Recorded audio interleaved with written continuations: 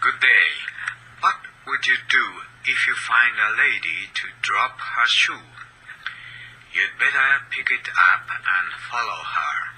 She could be your Cinderella. But if you find a guy to drop his shoe in the Arab countries, you'd better run away, or you'd be insulted like George Bush. Well, ladies and gentlemen, this is a clear example of the perception gap on the shoes. So you have to be careful, as different people have different ideas in this world. Now, let me talk about those perception gaps today, ladies and gentlemen. First, do you know a raven? It's a big crow, or garasu. Once they found a bunch of ravens in the Alaskan airport. They were dangerous as they jumped into the propellers of airplanes. For safety reasons, the airport officials decided to shoot them down. Then the local Indians filed a protest march saying that the ravens are their sacred birds to be curved on top of the totem poles as their guardians. And they threatened, if the white men keep on shooting ravens, Indians would retaliate by shooting the white-headed eagles, the American symbolic bird. This story was true when I was in Alaska, ladies and gentlemen. By the way, do you know the emblem of the All Japan soccer team? Yes, it's a mythological raven called Yatagarasu, which may suggest that Japanese are nearer to Indian tribes rather than American whites. Well, ladies and gentlemen, here's another example. I sometimes practice debate with young ones. One day, there was a motion that this house would ban all the bullfighting for animal cruelty reasons. How would you propose or oppose this motion if you are a debater?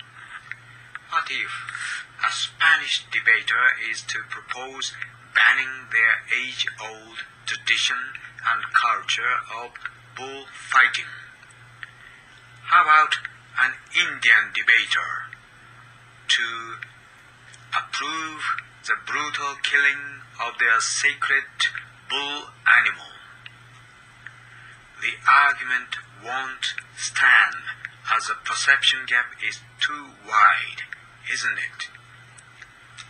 Now, ladies and gentlemen, suppose you are hosting a big international convention like the one Ann Sado arranged in Hanoi last year. What would you choose for the main dish for the dinner? Pork is no-no for Jews and Muslim participants. Beef is an insult for Indians. How about chicken then? Remember, Tibetans and Nepalian people don't eat chickens, as the birds eat human dead bodies in those Himalayan villages. And there are vegetarians too. So my idea for the international dinner is a buffet style, and let them choose. Now, lastly, what about an image of mistletoe, which is yadorigi? Japanese don't pay much attention to yadorigi as they have dark image of parasite getting nutrition from somebody else. But in the West, mistletoe is a lucky tree to be sung in many Christmas songs. They say you can kiss anybody standing under the mistletoe and your romance will come true. So they hang mistletoes under Christmas trees. What a difference. Now, let me sum up. There are many people with different ideas in this world. And different ideas give us a chance to choose and select. So, this diversity is a key factor for change and progress in our society, n'est-ce pas? So, let's enjoy diversity of people and their ideas in this Toastmaster Club too. Thank you for your attention.